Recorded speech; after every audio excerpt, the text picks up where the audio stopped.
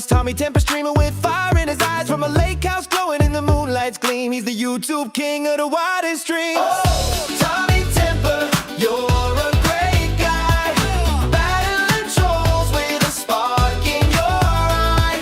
Conspiracy theories, politics and fun, streaming from the Rockies, you're second to none. Hot tub bubbling under starlit skies, he's calling out the haters with truth in his lines, talking about the world from the left to the right. Oh. Tommy's got the mic, keeping it tight. Oh, Tommy Temper, you're a great guy, battling trolls with a spark in your eye. Conspiracy theories, politics and fun, streaming from the Rockies, you're second to none. Hey everyone! Lake house vibes where the mountains meet the stream. Thanks for joining me He's dodging all the today. trolls like a champion dream. From Alberta's heart, he's You got here lighting up just the in night. time. Tommy Temper's truth is his guiding light. With a wink and a grin, he's taking on the fight, spilling all the tea in the YouTube live. From the hot tub to the Rockies, he's living it free. Tommy Temper's the streamer we all wanna see. Oh, Tommy Temper, you're a great guy, battling trolls with a spark in your eye. Conspiracy theories, politics and fun, streaming from the Rockies, you're second to none. Good to see So everyone. raise a glass to Good morning. Tommy, the legend of the land. Good afternoon. From Alberta's lake house. Good evening, wherever you might be in the world. You know, you could be tuning in from Africa, the Middle East, the UK, Australia, who knows where, the United States, the East Coast, the West Coast, the North Pole, the South Pole. We don't care where you're coming in from. Welcome. Welcome to the show. Welcome, welcome, welcome. It's a good day here today. Hey, everyone is piling in there. I see everyone popping in there. Oh, we got Ayatollah, Dash, and Grandma. Man, just a ton of people popping in there. Good to see all of my friends in there. And if you're just new to the stream, give us a thumbs up. Give us a subscribe or a follow or whatever, wherever you're following from. Do appreciate everyone that's watching. And yeah, if you're a mod in here, super mod, if you can turn on those switches in the background to yeah, make sure that people are actually subscribed to the channel before they can comment, that would be a good thing. Yeah, I'm drinking my first cup of coffee here, and yeah, it's a good cup of coffee. I've got a little bit of nice creamer in there, sweetening it up a little bit. Well, that's you know, not too much sugar in there, put it that way. Hang on, let me have a sip.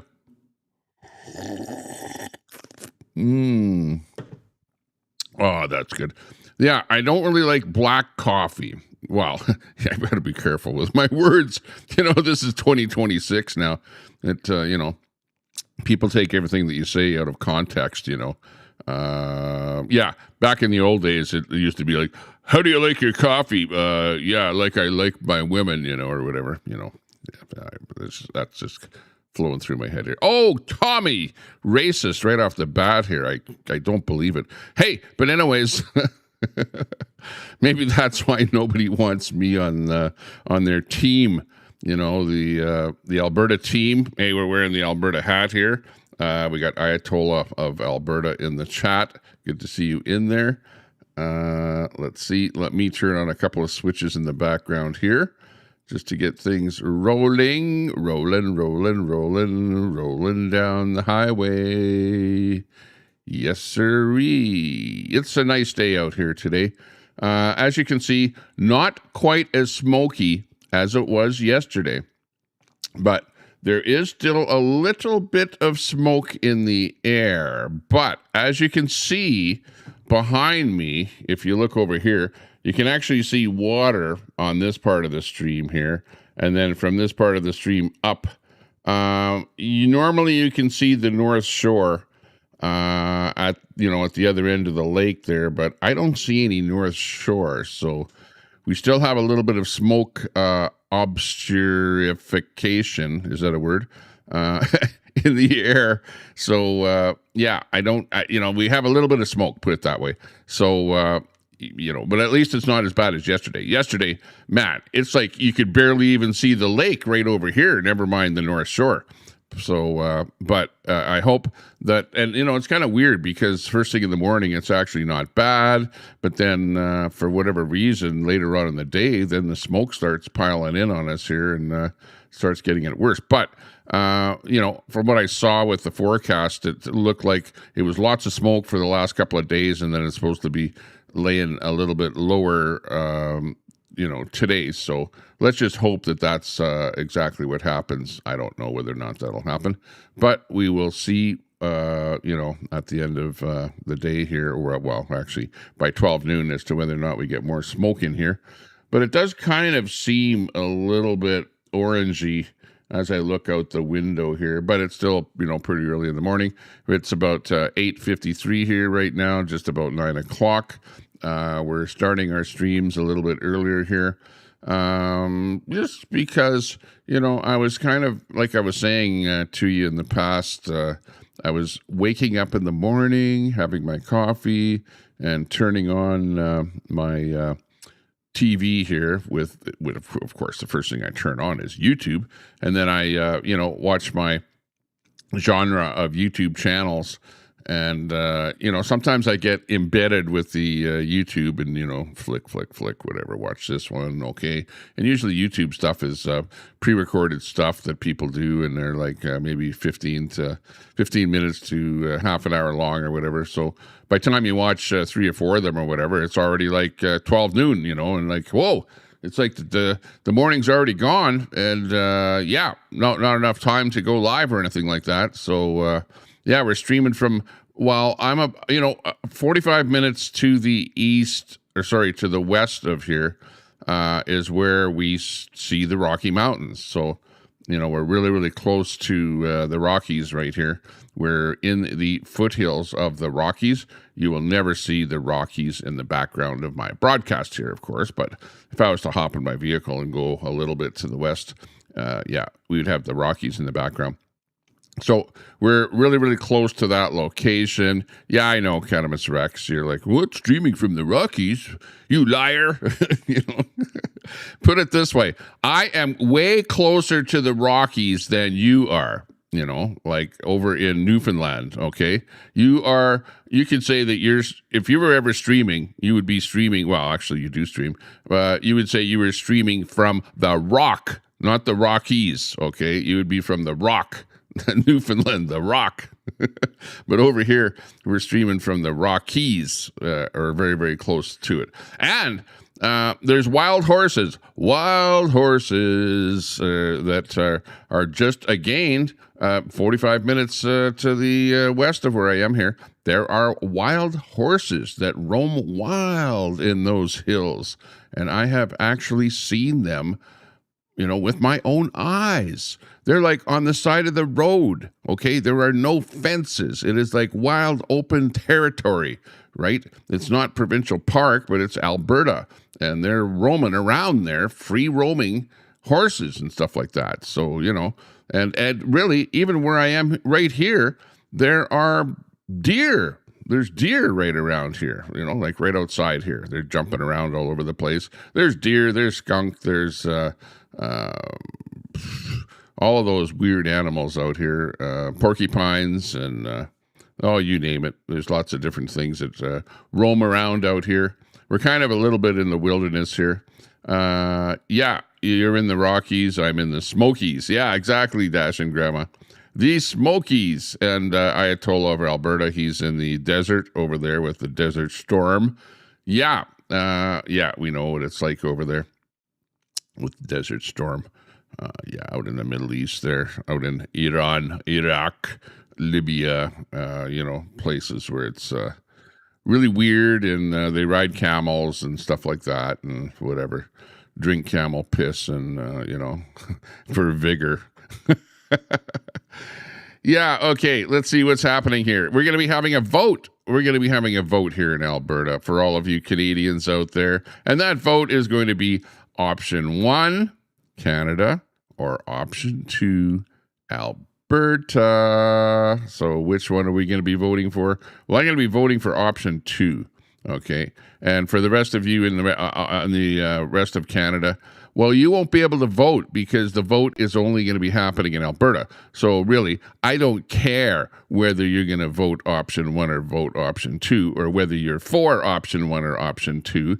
You're not going to be able to vote. You might very well go, oh, we want Alberta to stay in Canada, so I'm going to go option 1. No, you're not going to vote anything because it's going to be an Alberta vote right here, right where I'm sitting.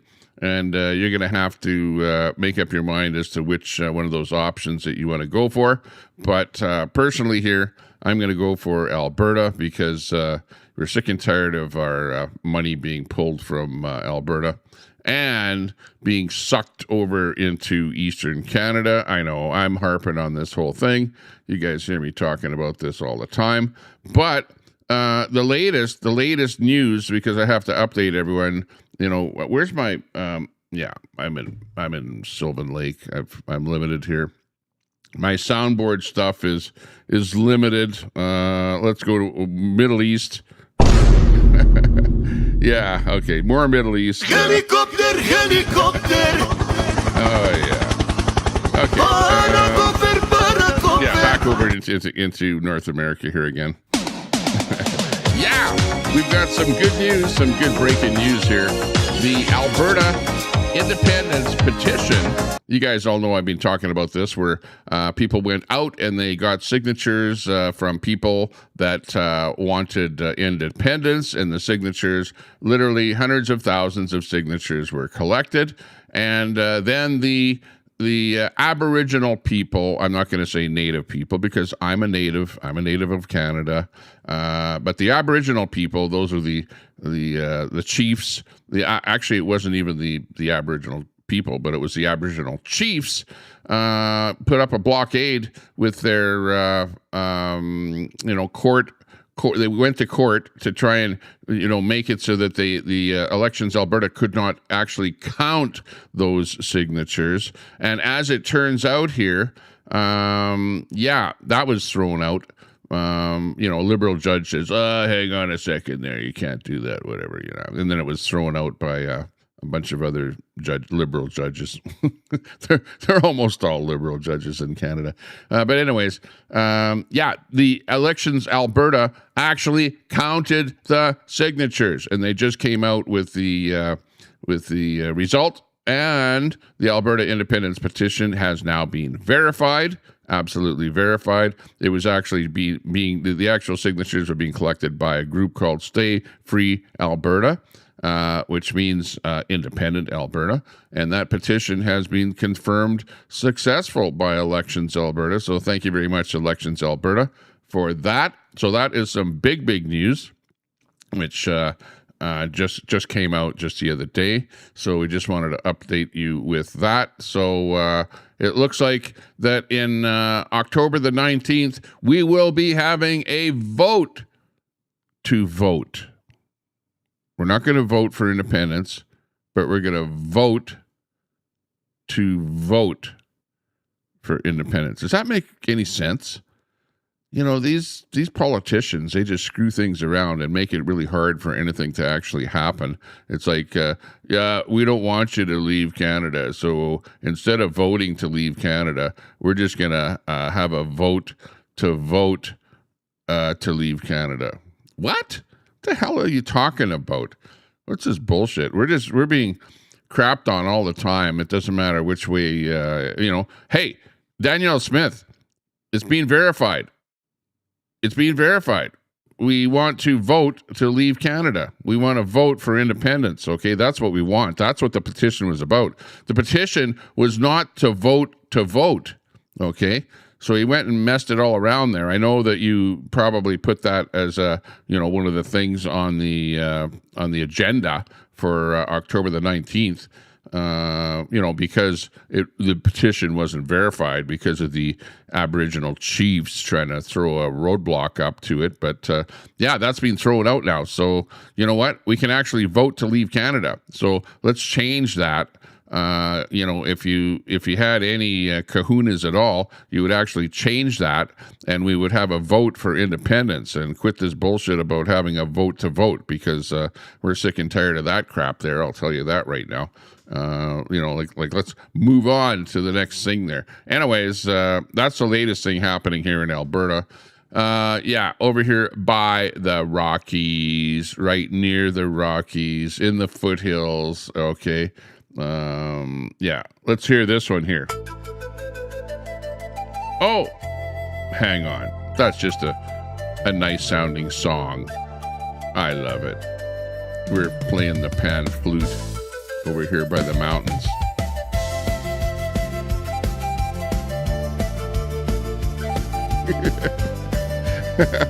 Stop it already. Quit having so much fun. You should be mad. You should be madder than hell, Tommy Temper, with your name, the Temper Report. Tommy Temper breaks it down. I'm getting a freaking high blood pressure attack here right now, and I just started my stream. Yeah, I haven't even had a chance to get mad at anything here yet, because the chat, you guys are trying to get me triggered. You got Catamus Rex there trying to get me triggered. Watch, Al Munson will come in there. He'll try and trigger me there too. And you got all these guys trying to trigger me here again. Yeah, am I day drinking? I am day drinking.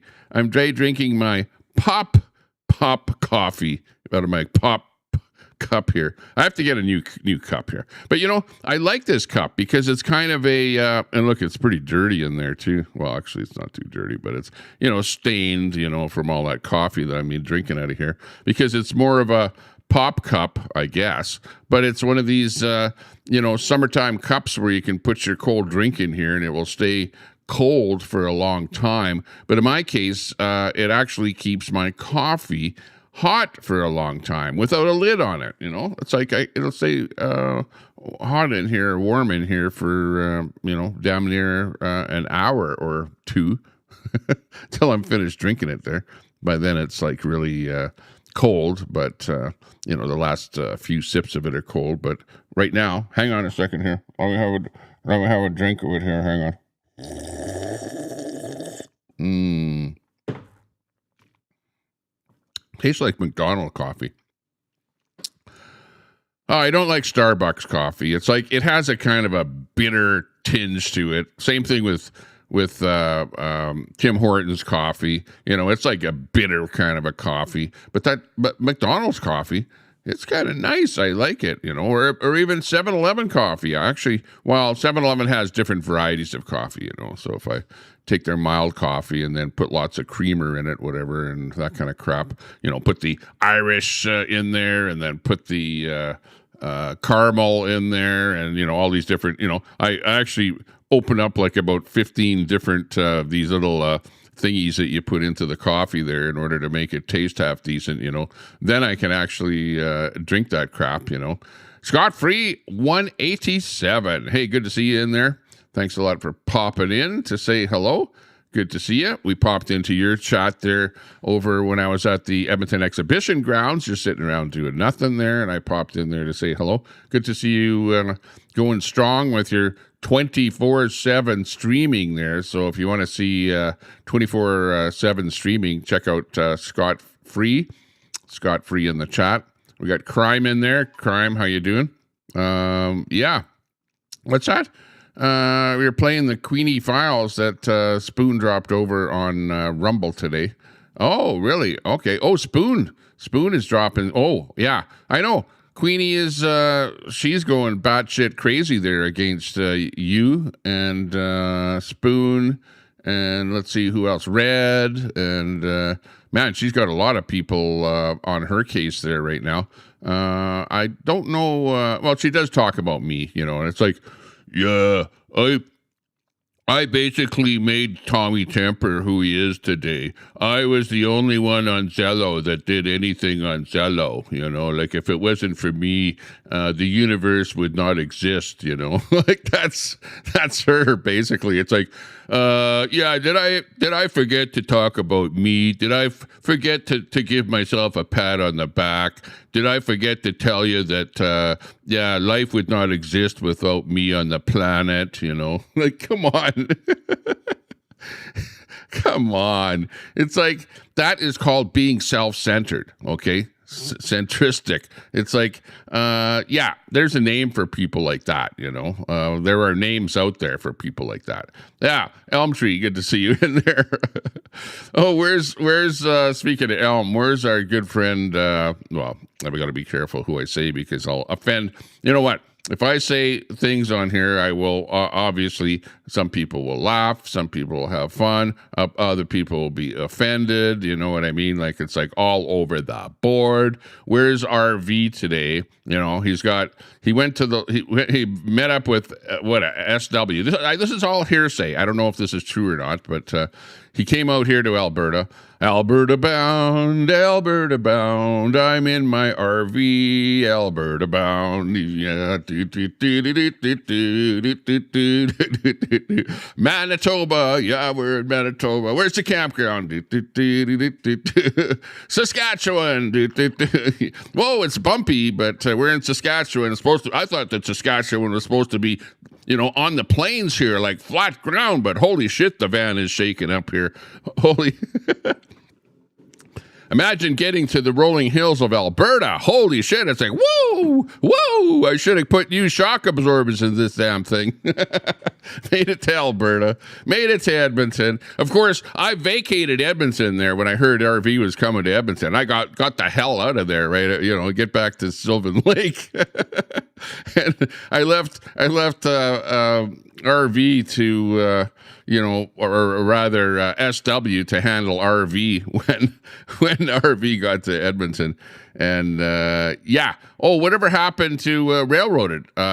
You know, I remember having a conversation with Railroaded, and she was asking me, you know, what about RV, you know? And she had a job for RV, and it was like, well, I can pay him some money for gas money or whatever, or accommodation or whatever, to come to Alberta, because we need people to work here. You know, we need some workers, and should I pay RV to you know, get him over here to Alberta and get him a job, get him some work in Alberta? And I don't know. I really don't know if that actually happened. Excuse me for hiccuping here, but RV ended up coming to Alberta, and I thought, wow, he's headed to northern Alberta, Grimshaw or someplace like that, because you know, he was getting paid by, and this is all hearsay. It's all hearsay. This is all the lore of the internet. So the question is, did Railroaded pay RV to, you know, donate or give him some money or something to come to Alberta for a job in Alberta? I don't know if that actually happened, but I, you know, heard that was potentially why he was coming to Alberta here. But hey, what do I know? You know, maybe you guys in the chat will be able to give me more updates on that. We'll see it scroll over here on this side of the chat there. But yeah, RV did end up coming to Alberta.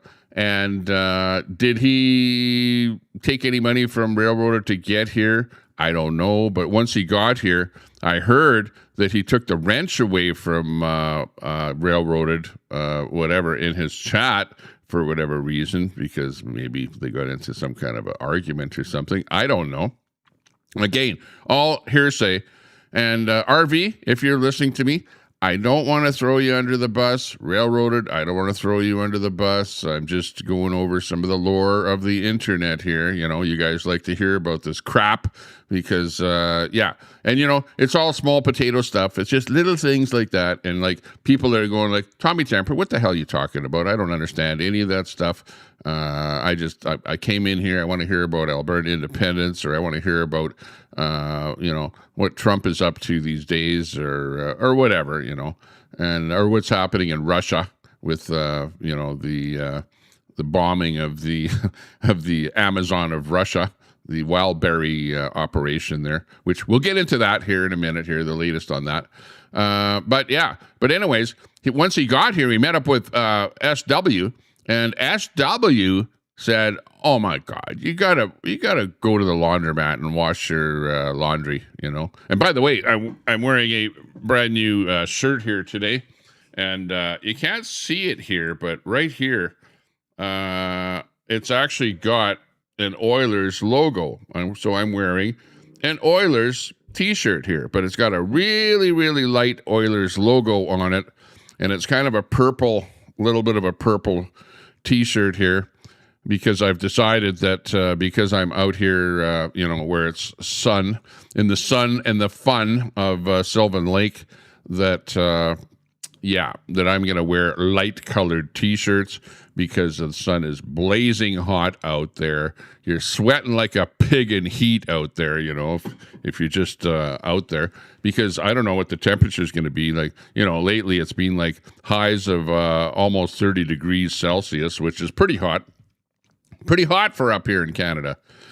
For the summertime, in the summertime, in the summertime. Yeah, but anyways, I've got my light-colored, almost white T-shirt and supporting the Edmonton Oilers hockey team, which you never know, they might win that Stanley Cup sometime in the future. And I'm also sporting my Alberta Independence hat. By the way, I had to put a little black piece of tape right here, because it was green. Where is it here now? Right here. I have to put a little piece of black tape right here because it was green. And if you know how this technology works, I use a green screen. So behind me is a green screen. I'm sitting in front of a green screen. Like, what you see behind me is not behind me. That's out my window, okay? The camera is that away, pointed out my window. But the green screen is behind me because I'm actually sitting in my studio. Of course, I'm looking out my nice window here, and I can see what it looks like outside, and it looks quite nice. But the way it works is the green screen is behind me. So if I wear anything that's green, it actually looks invisible, okay? So if I was wearing a green T-shirt, I would look like the Invisible Man with just my head bobbing around here. I'd look like a bobblehead. Red Mama, good to see you in there. We got Edward Cam in there. We got lots of friends in there. Good to see you all. I hope that you're all teetotaling or having your cup of coffee here. Go and get yourself a cup of coffee there, okay? It's 9:14 in the morning here. Mountain. Are we on daylight time? They keep changing it. It's either mountain time, mountain daylight time. I'm pretty sure it's mountain daylight time here is what we're on. Isn't it? Mountain daylight time? I don't know.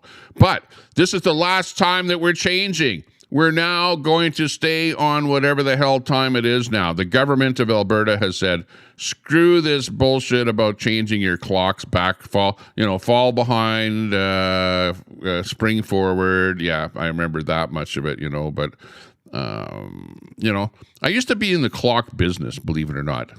That was actually my livelihood, where my job was to change the time on clocks. Can you believe that? What the hell kind of a job is that, Change the time on clocks. So, the busiest time of the year was like twice a year, I would go running around all over the place, hop in my car, run here, run there, go there, and change the time on clocks all over the place. It was the stupidest thing ever. But hey, it was a living. And like our contract for the company that I work for were some of the biggest clocks in town, those big clocks, like the post office clock, the big giant ones, like Big Ben, ding, dong, dong, dong, like it was my job to change the time on that clock, So I'd have to climb up the tower, all the way to the top of the tower, hang with a rope or something, in behind the thing there, risk getting jammed in between a bunch of giant gears and shit like that, and try and tweak the thing to go an hour ahead or an hour behind or whatever. Yeah, I never really told you that part, really, I don't like to talk about my past. It's very, very rarely will you ever hear me talking about my past, okay? Because, the chat uses it against me. Like Catamus Rex, she'll be going back over to her channel right away and going, oh, Tommy Temper just admitted that he was into time, like, oh my God, he was a time addict at one time, I was into tweaking clocks back and forth, like keeping the world on time. Because back in the day, this is even before electronic clocks. They were mechanical, right? In the old days, clocks were mechanical, okay? And they were spring wound, electric motor, they were the type of clocks that, like your grandfather clock that had the pendulum and the pit and the pendulum and, stuff like that. The axe swinging, the giant clock with the axe swinging. And I had to whoa, my neck, holy shit, that axe almost got me there when I was just trying to tweak the time on the frickin' thing. But anyways, you can't make this shit up, honestly. But what does that have to do with anything? It doesn't. It doesn't have anything to do with anything other than, as I was saying, it's 9:17, and the time is going to stay the way it is right now in Alberta. So wherever you live, if you're on this daylight saving time stuff or regular time stuff, get rid of it. Just throw it out the window. You don't need that anymore because it really doesn't matter. Because you don't have to burn the candle anymore in the winter time, it doesn't really matter whether you have more light in the morning or the evening or whatever in the winter time or whatever. And of course, there's lots of sunlight in the summertime, so you really don't give a shit what the time is in the summertime. But we're getting rid of that, daylight saving, regular time, whatever. And I think we're about 7 hours after Greenwich Mean Time or something. That's the time standard that I'm on here, right where I'm at here at the lake. And doesn't it seem like it's starting to get a little more smoky? I'm just looking there, and right here, there's not as much distinction right here between the lake and the North Shore up here. You can't even see the North Shore. But as it gets smokier, then we won't even be able to see the lake in here. But you can still see the waves on the lake there. So I think that it might be getting a little more smoky as time goes on here. What's going on here today? Big party going on later today. There's going to be a big party, huge party. So we're going to be attending a huge party later on. Because it is Saturday, and Saturday is the time to party. Let's see, what happened there last night? Last night, I was out and about on the golf cart, and I actually posted a short video on my Facebook page. And if you're at all on Facebook, go over to Tommy Temper. Just do a quick search for Tommy Temper. You'll find me on Facebook, and you'll see that if you're an addict of Facebook, that I do post little videos on Facebook. And there was a pepper spraying out here at Sylvan Lake. Oh my God, Little Sylvan Lake is turning into the big city here now because there's pepper spray action going on and little factions of gangs and stuff like that fighting each other, and the pepper spray coming out. And there was even some talk of some guns. I was just, this is rumor through the rumor mill. But as I was talking to people last night, talking to the pepper spray gang and stuff like that, the pepper spray gang. And there was talk of some kind of gun action there last night, like BB guns or pellet guns and stuff like that. Not quite bullets. We're not quite to the bullet level out here in the small town in Alberta. There's no bullet shoot whizzing around my head here lately here. But apparently there was some talk of pellet guns and stuff like that. Yeah, Susan K. Whoa, Susan. That would be conjecture there, but yeah. Apparently, Queasy's having some kind of a yard sale or something. I don't know if she's actually having a yard sale. I don't know about that, but she's definitely divesting of some items. She's definitely divesting, so that move is going to be happening. She's definitely moving. She's definitely moving because she's definitely divesting her stuff out there. And, that's something that's happening. I might be hopping in my cart there in a little while, like after my stream. and going to some garage sales. There's apparently some garage sales happening in Sylvan Lake, yard sales and stuff like that. So I wonder if, she's going to be having a yard sale. I don't know. Yeah, we'll go over to the yard sale there, Susan. I'll start a live. I promise to start a live if I do see some kind of a yard sale going on there. That'll be epic when the RCMP arrive to, try and throw me off of the sidewalk or something outside of a yard sale. That'll be funny. Queenie's watching right now. Don't, Tommy, I'm not selling my Labubu to you. Oh, for God's sakes. Can't make this shit up. Yeah. No Labubu for Tommy Temper. You're not getting any of my Labubus. Yeah, okay. No problem. No problem. No problem. I don't want. If I do buy, okay, I'll buy a Labubu and I'll send it over to Ayatollah of Alberta because he's probably more in need of a couple of Labubus than me. Okay, I don't need them. Yeah, that's right. If I did get the Labubu, yeah, I'd be sticking the pins in them. Give me a chubby one. Sell me a chubby Labubu, okay? That's funny. Oh, things are turning dim. Things are turning. They're turning dark. They're looking dark. They're looking dark. Here in Sylvan Lake. How's your morning going? How's things going with you there? I'm feeling terribly well today. Terribly well. Terribly well. Let's take a look and see what's happening in the real world out there.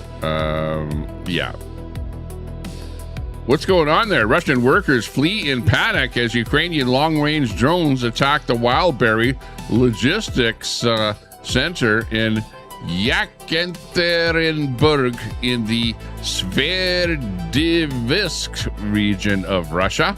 So they're hitting like all kind of things all over the place. We got this little report coming in here. Apparently the drone, this particular drone, what? Did it miss the building by a little bit there? It looks like something burning off to the side of the building there. It looks like the parking lot or something there. So yeah, this just coming in from Yekaterinburg in Asia on the eastern slopes of the Ural Mountains, right next to the western Siberian plain. This is a hell of a long ways away from the Ukraine. So yeah, they're definitely they've got those long-range drones on the go, and it's not looking good. What are they? Does everyone wear purple in the Wildberry center there? It looks like they all wear black and purple there. Those are the colors of the Wildberry workers there by the looks of it. But yeah, some action going on there in Russia. And actually, let's just take a look at there's actually out what's known as you know how they have bingo cards? They had bingo cards for the refineries in Russia. Now we've actually got a bingo card for Wildberry warehouses. This is how the war is going here, where you can judge the war by the bingo card here, and we can see how many Wildberry warehouses have actually gone up in flames in Russia. There's number one is on fire, number two, number three, number four. Those are totally destroyed there. Number three, we've got number 6 has gone up in flames. Now we're seeing number 10. number 13. So the Russian wildberry, which is akin the same as Amazon, right? It's like an Amazon type business in Russia, and it's the number one business in Russia with huge warehouses at various locations in Russia. And there you can see they're actually number one is the largest at 250,000 square meters. Down to the one in the lower right, which is 70,000 square meters. So they're different sized warehouses, and you can see that the Ukraine is really hitting those warehouses badly. And the bingo card is slowly getting populated by the number of warehouses that are getting struck. Let's take a look and see, what does a wildberry warehouse look like when it is struck? And here's a little better video of it when an actual warehouse gets struck. And this is not artificial intelligence. This is actual video footage after a drone strike from the Ukraine. So, at what point will Russia stop the war? Because really, Ukraine will stop the war anytime. They want peace. They don't want war. Really, honestly. Russia is the one that started bombing first, and Russia is the one that is the aggressor, and Russia is the one that is, keeps on fighting. And of course, the Ukraine hit back by, hitting at trains, hitting at oil, hitting at gas, hitting at refineries. But because the Ukraine basically Russia basically decimated the Ukraine's postal system, which is their way to deliver packages. Well, then it was like, well, if you want to wreck our package delivery system, then we're going to go and hit back at Wildberry, which is also selling and delivering drone supplies, drone parts, drone things, things that are used in the war. So, of course, it is the target right now. And when these fulfillment buildings, and you guys, if you have an Amazon warehouse, which we do, right near Edmonton, there's a bunch of warehouses, Amazon warehouses. Those things are huge warehouses. Well, this is the akin, similar to Amazon, the Wildberry warehouse in Russia. And these things, you saw the bingo card. When these things go up, this is what they look like. And I wonder what Putin is doing. When Putin wakes up in the morning and sees this out of his window, well, in fact, he's probably hiding somewhere in some bunker and doesn't really have a window that sees any of this stuff. But when he sees he probably, hey, they don't have the internet in Russia because they banned the internet. They ban looking at YouTube and crap like that. So, the average person doesn't get to see a whole hell of a lot anymore in Russia. And they don't get to say anything, because if they say anything, or if they take a video and they're caught taking a video of any kind of drone action in Russia, they get sent to Siberia, to jail, or whatever. So, yeah, it's like communism going full bore, But communism never really works out, ever. And I know, because I've visited many communist countries. I've been there. I've seen it. I've experienced it. I've lived it. And you do not want to live in a communist country. You do not want your country to become communist, Marxist. And you know what? I just saw a report this morning here in Canada that it was something like almost 10% of the people in Canada think that communism is okay. Like, what the hell is the matter with people? Where are these people coming from that they think communism is okay? Are these like the university graduates? Is that who they're polling? That they would say 10% of the people want that? Like if you came from a communist country and you immigrated to Canada or the United States, you would probably be against communism or Marxism, right? You hear about people from Venezuela and, southern countries like that, people that come from communist bloc countries in the, Russia, Bulgaria, you name it, all those countries over there. And they come over to the Western world, like, oh, freedom, finally freedom, like, don't have to put up with the Putins of the world that are, oppressing our way of life. And then you get the university students that go, well, hang on, my professor said that communism is actually a good thing, and that, even though millions of people were decimated, were killed under communism, the new communism is actually different than the old communism. No, it's not different. It's all the same bullshit. It's all oppression. Okay, you're not going to do well. Hey, Fry TV, good to see you. Troy's in there.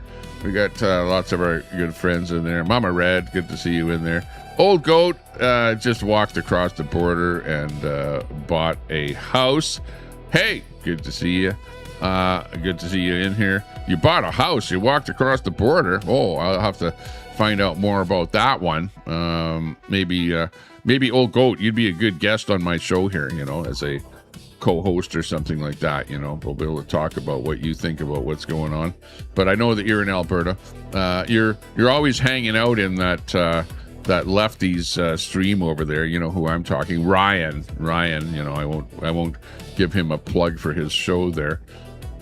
But the Ryan show, you know who I'm talking about there. It's like, I wonder if he's for communism there. He's probably pro-communist. Pro-communism, him and Johnny, yeah. We're moving to Russia. Yeah. We're podcasting from Alberta, but we're thinking of moving to Russia. Yeah, good idea, Ryan and Johnny. But anyways, I'm feeling good today. I'm on a bit of a rant here. My blood pressure is at about a 50% level, like 5 out of 10, 10 being, like blowing up frickin' a blood vessel in my head or something here.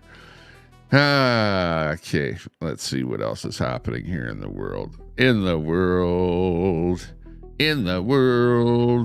Kuwait, military hostile drones have struck the Al Abali crossing. So you've got Iran is sending missiles over to areas where the Americans have military bases, whatever stuff like that going on there. The U.S. Central Command, let's see what they have on the go here. Here's the latest on the U.S. Central Command. Here's the story coming in from Fox. Let's bring this one up here. Let's see what's happening over in the Middle East from the American side of things. What do they have to say about what's happening in the Middle East? Got some breaking news right now. The Strait of Hormuz has been, of course, been a big sticking point in the negotiations with Iran. So right now in Islamabad, talks are underway.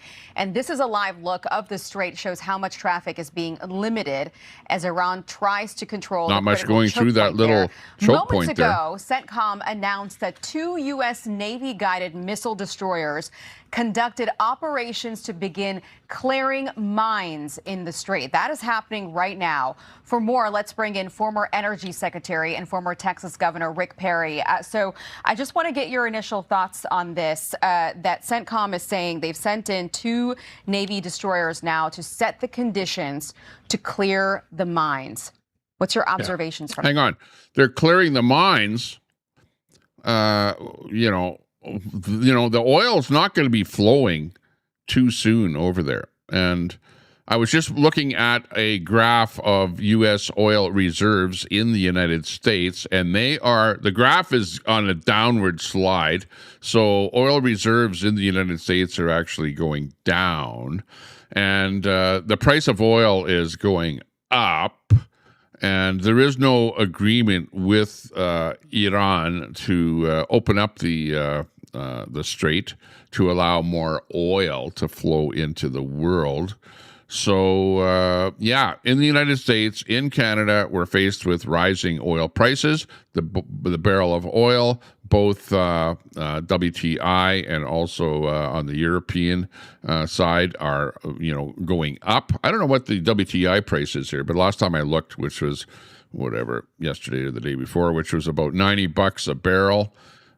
So it's definitely, it dropped down to about $70 a barrel, right? That was the low one. And they go, yeah, we got a deal made with Iran. But now it's like, well, Iran is still fighting back, And at the moment, the whole thing is that you can bomb the hell out of Iran, just bomb the hell. But really, is it going to really stop Iran from bombing if they have a big stockpile of launchers and bombs and drones and all kind of crap like that? It doesn't take much to stop a ship from going through the strait. All you need is one drone, one boat drone or one aerial drone to hit that tanker, and it's out of commission. It's just a big sitting target. It is the hardest thing to move through a strait of water, and that is just a little strait there. So you can bomb the shit out of Iran, but still, you have to pretty much extinguish them. Take them right out completely. Take the country out. Take those the Islamic regime right out of power, which is going to be extremely difficult to happen. And until that happens, you're not going to be able to stop the ships in the strait from getting bombed by Iran. Sure, you can go in there and eliminate the depth charges or whatever, not depth charges, but the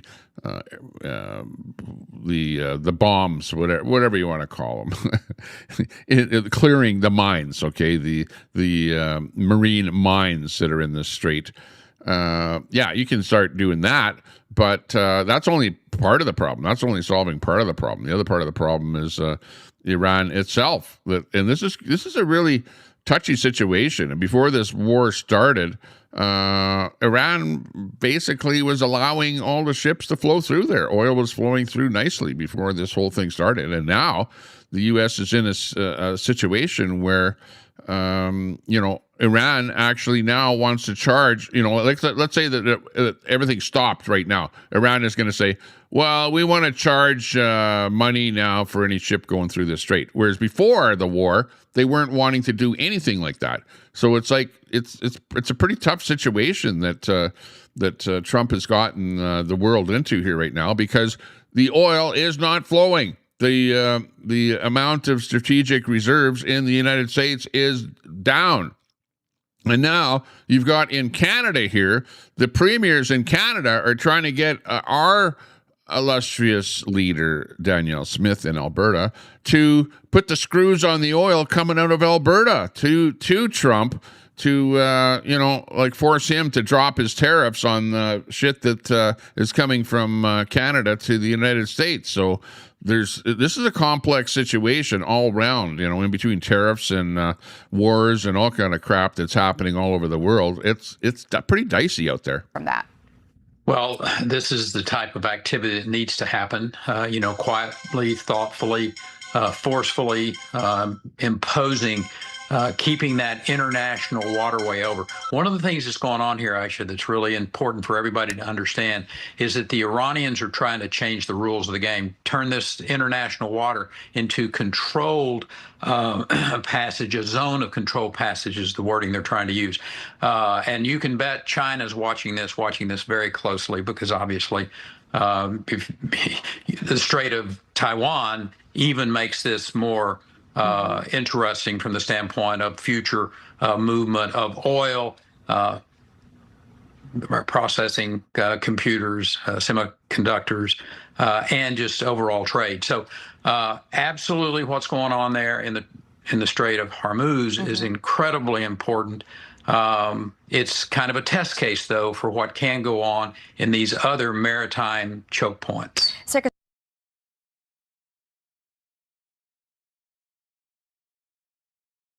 Okay, sorry about that. I just had a quick phone call come in here. Yeah, so anyways, the U.S. Central Command announces that two Navy destroyers, the USS Frank Peterson and the USS Michael Murphy have transited, I should say, the Strait of Hormuz and are operating in the Arabian Gulf to ensure the waterway is clear of sea mines. Okay. And the sea mines were laid by Iran's IRGC. Today, we began the process of establishing the new passage. So that was just in from CENTCOM, CENTCOM, which is the mouthpiece of the, I think it's the U.S. Navy or the military. And that's the very latest on that whole situation that's going on there. So I don't know. Iran's IRGC warned civilians in countries hosting U.S. forces to stay at least 500 meters away from any of the locations. So it's like not a good situation. Hang on here. Let me get that noise out of there. Here's a kind of a little graphic here showing what's going on here. They're really watching what's going on over there. Iran is saying that they're going to potentially be bombing things maybe in Jordan, Syria, Kuwait, Bahrain, Saudi Arabia, United Arab Emirates, any of those countries over there where there are military bases, U.S. military bases. They're potentially going to be under attack from Iran. So everybody that's over there, it's not a good situation. The war is still on, and really, at what point do you think that whether or not they're going to be sending forces and be boots on the ground in Iran? Iran is over to the right of the video here, and this whole area that we're looking at here is subject to being under attack by Iran. So it's a tough situation over there. We'll have to just be kind of monitoring this, and it might be a long time before things actually happen over there. Before things level out and before ships are again carrying oil. But in the meantime, Canada has lots of oil. We have tons of oil here in Alberta, just tons of oil. But we don't have pipelines. Sadly, we don't have pipelines, and we don't have ships to carry it to other places in the world. We don't even have a pipeline. We don't even have a pipeline across Canada, for God's sakes. That's how foolish everyone is here. It's because, over in Quebec, no, that's dirty oil. The Alberta dirty oil. We do not want the dirty oil. No pipeline. Ford, build us a pipeline. We need a pipeline, but cut off the oil to the United States. We'll cut off the energy to the United States. We want, we want Trump to cut those tariffs. And oh man, it's just a weird situation that we're in here now. So it's like everything is all intertwined. Susan says that secondary passage they're considering. Hugging Sudan won't be problematic either, right? Yeah, exactly. Well, you have the Houthis, in Yemen that are hammering stuff over there. It's just a sad situation over there, and in which, of course, they're being funded by Iran and probably have stockpiles of munitions or whatever, bombs and stuff like that were probably supplied to them by Iran even before the war started. So ongoing situation. And here are some of the shots. This is not good here. Shots coming in here. Breaking. Massive devastation reported at Iran. This is shots from inside Iran at Tabriz missile field in East Azerbaijan. Oh, actually, no, Azerbaijan is not in Iran, but it's in one of the Middle East countries there. So this is Iran shooting missiles over into the other Arab countries. Azerbaijan province, heavy airstrikes. Early reports indicate the facility is completely destroyed and non-operational. Plumes of thick smoke fill the sky. So, yeah, apparently Iran still has missiles, still has drones, still has munitions like that, and are able to shoot and fire back at places where there are military bases and things like that located in various countries in the Middle East. So there's evidence of that whole thing happening. You know, on the other side, yeah, we can show you videos and stuff like that of the U.S. Hitting within Iran. Stuff like that is happening. So, yeah, it's just plain pretty sad what's happening there. And it is ongoing. We're going to be seeing more and more and more things happening like that. So there you go. Back in the United States, quick story in here from the United States. Yeah, you know, we've got this story coming to us, which is ICE. What about ICE? You know, I know some of you are like, oh, I hate ICE, and other people are, yeah, I like ICE. ICE is great. Of course, they're the part of the United States that are trying to round up illegal aliens and are, you know, turfing them out of the country, basically putting... Now, remember, they don't just turf people out of the country. They go in front of a judge, and then the judge says, well, you're an illegal alien, so you need to leave the country. That's the way it works. But just listen to this guy on the camera. He's actually videoing the ICE agents that are arresting an illegal alien, okay? And this brainwashed idiot on the camera here that's doing this video gets right in the ICE agent's face, all because Democrats propagandize him that he's some kind of hero protecting his neighbor, even after the ICE agent clearly explained that the woman is being arrested and is an illegal immigrant with a prior record for aggravated assault with a deadly weapon and has already been deported once, and this moron keeps aggressively confronting them. So, yeah, let's watch this little titty here coming to us from the United States of America. Check out this story here. What happened? She's under arrest. For what? She's a criminal alien. For what? And she's been convicted of crimes. For what? What crime? What crime? What crime?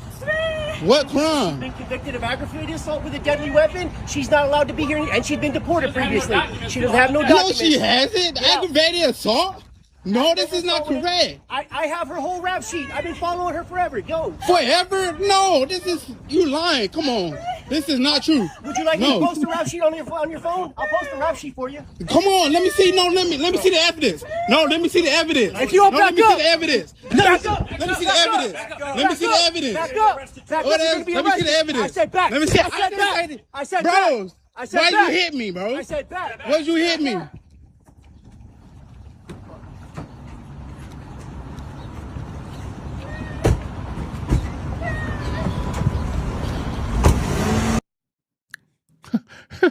What an idiot. It's like, you know, those people on the left, it's like, yeah, we're trying to protect the world. We don't know what's going on. And there's somebody that's being arrested, and he's clearly being told exactly why she's being arrested. And he's like, where's your evidence? Where's your evidence? What you doing? What you doing? You know? And you know, and if the guy had a gun on him, like, remember there was another guy there that had a gun on him, whatever, trying to protect some woman or something like that, you know, and then they go, he's got a gun, and then all of a sudden, boom, and then the guy's like, you know, gone. Like, this is like crazy. Dimebag Darren coins in the chat. Hey, how you doing there, Dimebag? Dimebag coming free in from Alberta. We got Old Goat and Dimebag in there. Good to see you all. Thanks a lot for popping into the Temper Show here. Yeah, the Temper Report. We're breaking down some of this crap here. This is like absolute craziness here. Oh, the world.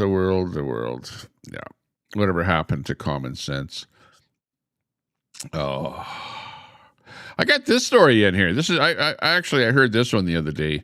You know, like him or hate him. You know Kevin O'Leary from the Shark Tank, from the Shark Tank series. You know, he's like, he made a bunch of money on I think it was some kind of a company, like a software company or something like that. He, you know, ended up becoming a very, very wealthy person. So he invests in other companies and other, you know, people that are doing their stuff. But he has a bit to say on what's happening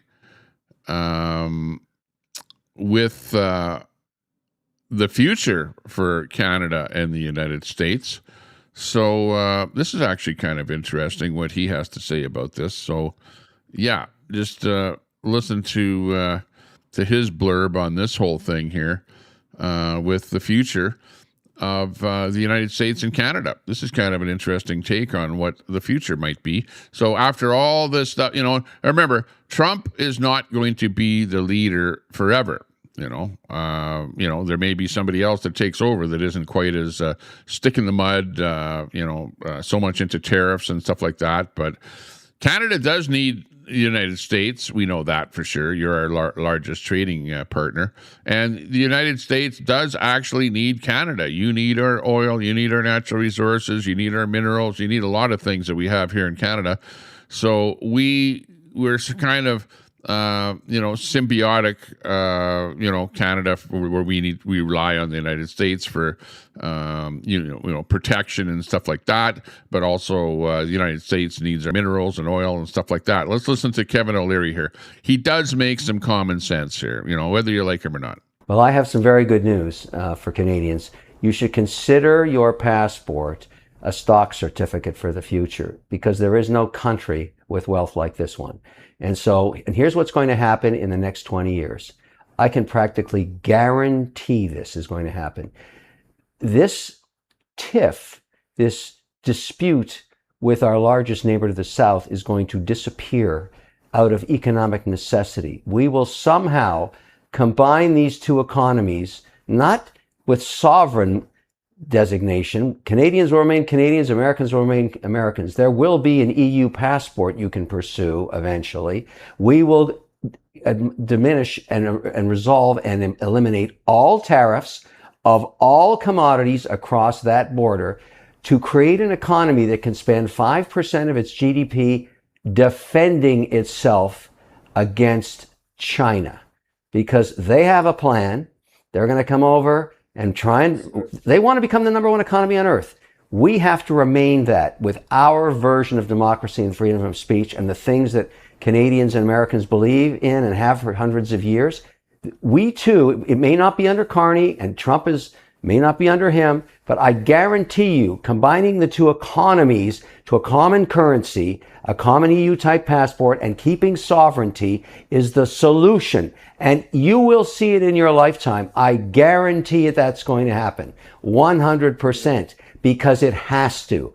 Otherwise, the Chinese are going to be telling you what to have for breakfast in 20 years. Well, yeah, is Canada going to become the 51st state? I don't think that's what he's saying.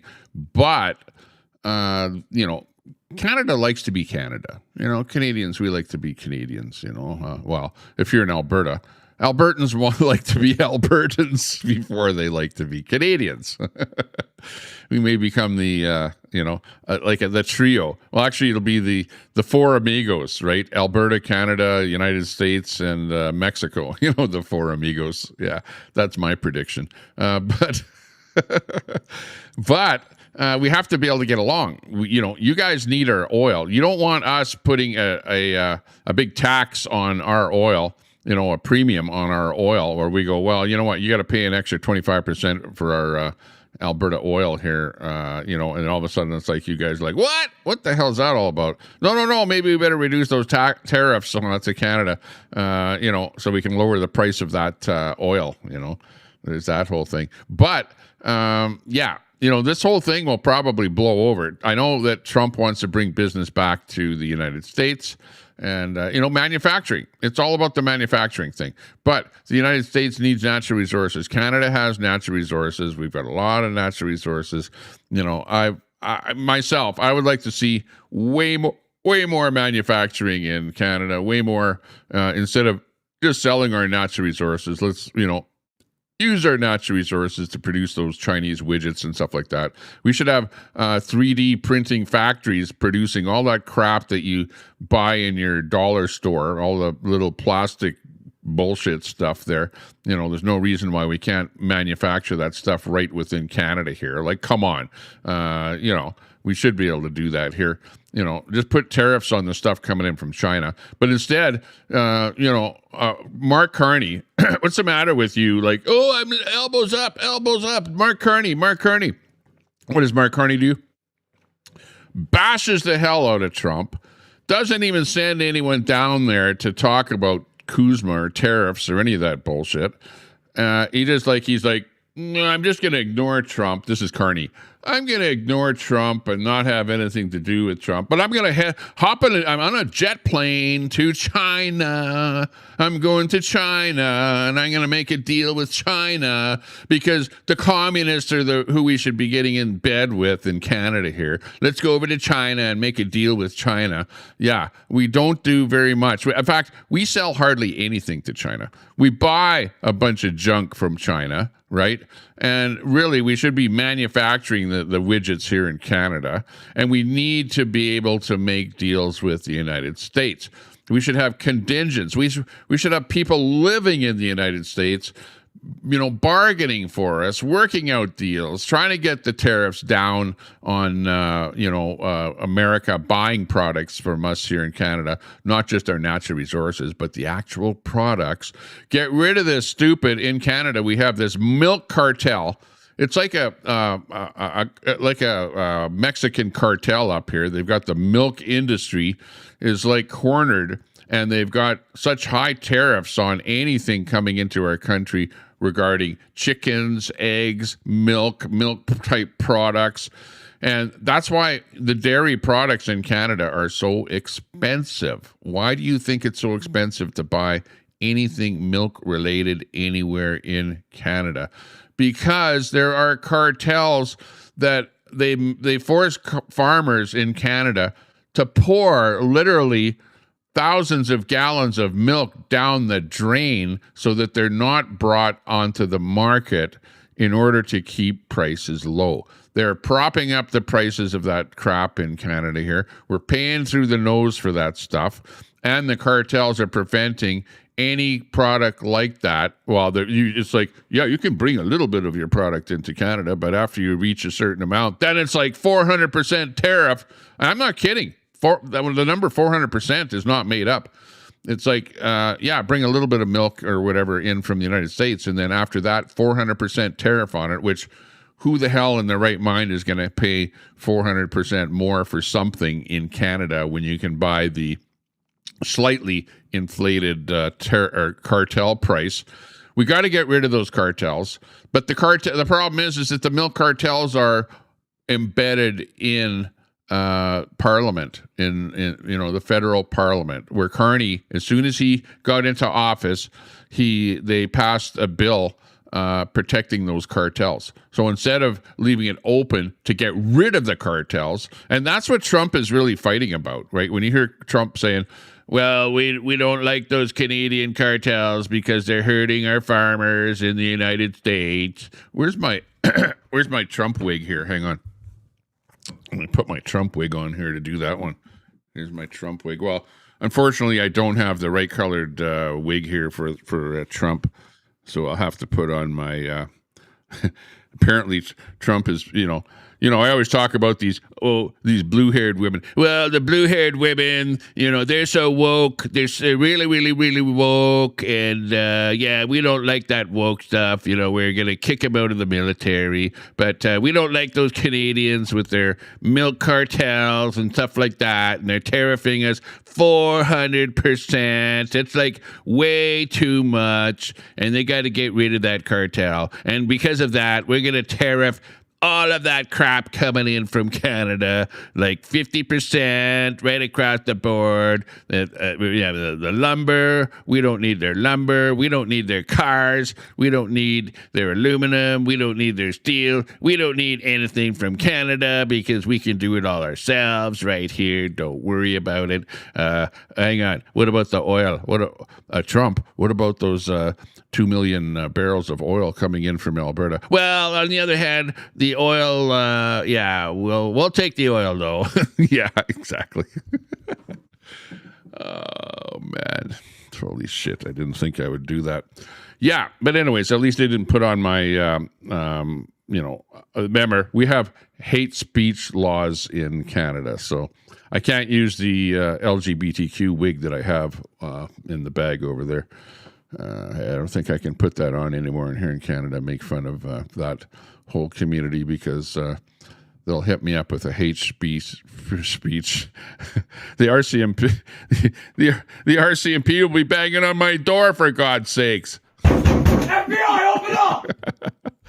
Oh, are we going to get into that? Whatever happened to Brett? Brett, where are you today? Come on, Brett. Fuck all the fucking way off. I know. Brett's always somewhere in the background there. Now, fuck off. Yeah, okay.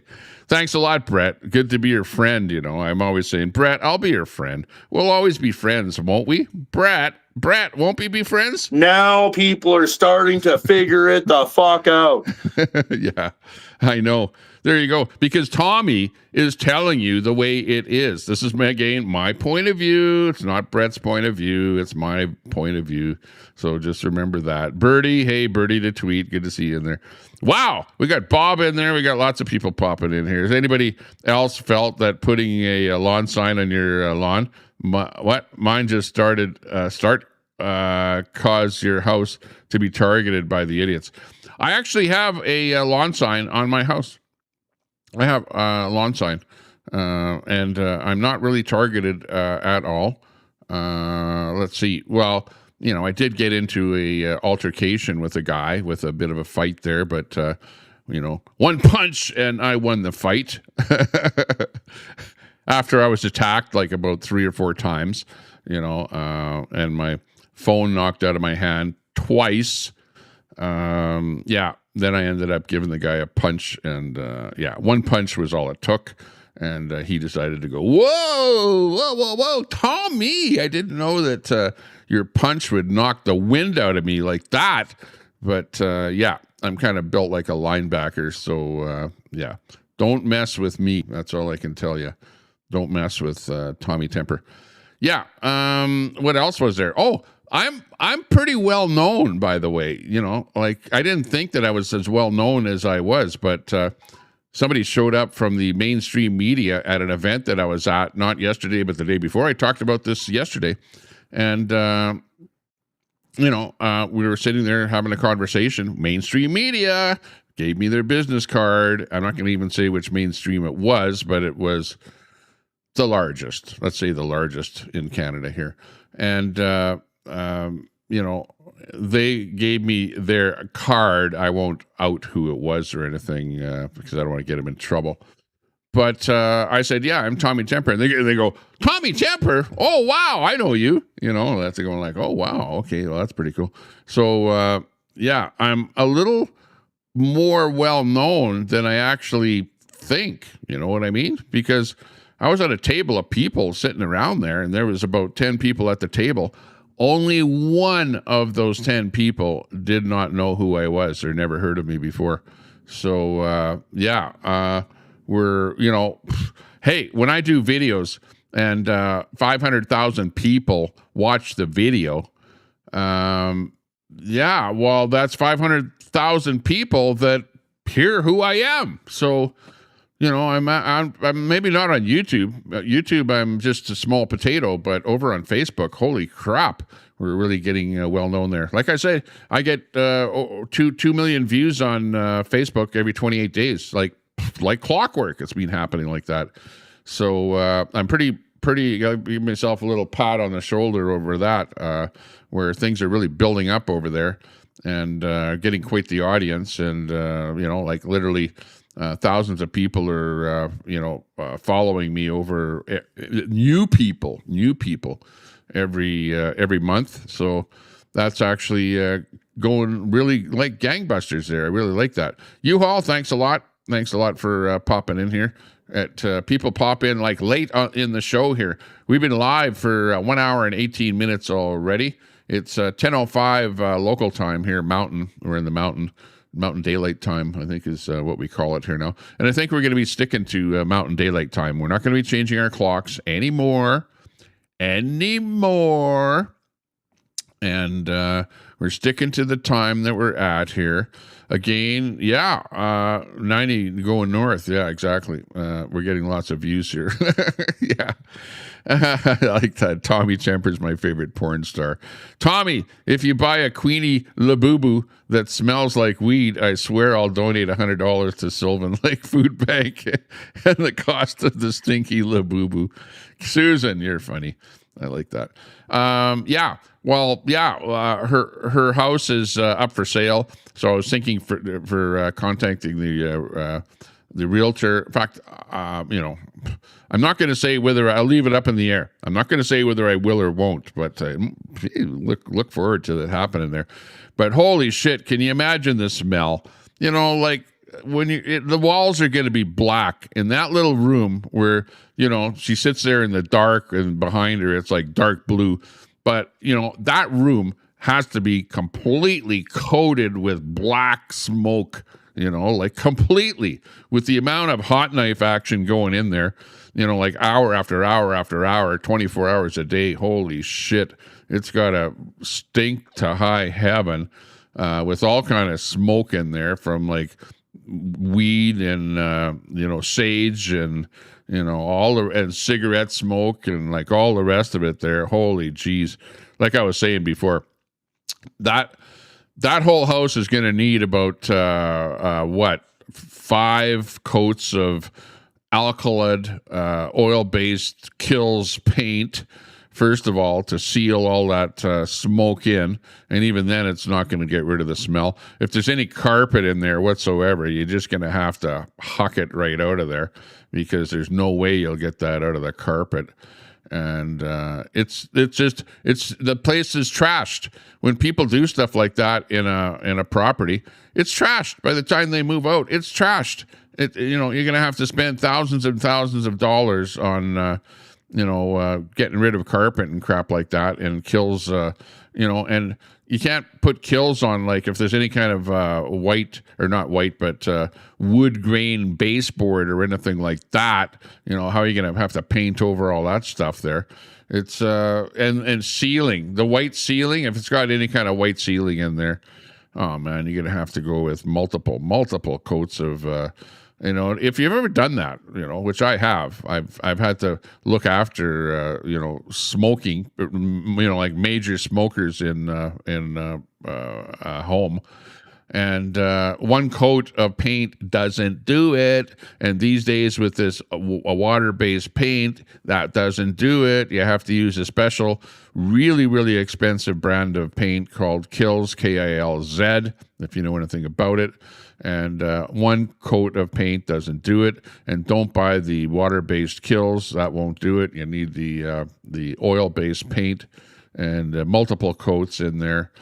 And it's just hell warmed over. And then you still have the fixtures are all coated with smoke, the light fixtures. It's just I just hate that kind of stuff. I'm living in a beautiful newer home here right now that it's a great place. I love it. It's an upper end place with 10-foot ceilings and a nice fireplace and a hot tub, and nobody was ever smoking in here ever before. It's lovely. I love it. I love it. I got a deck. I can go and sit outside, take it easy, have a little beer, something like that. By the way, we're having a party.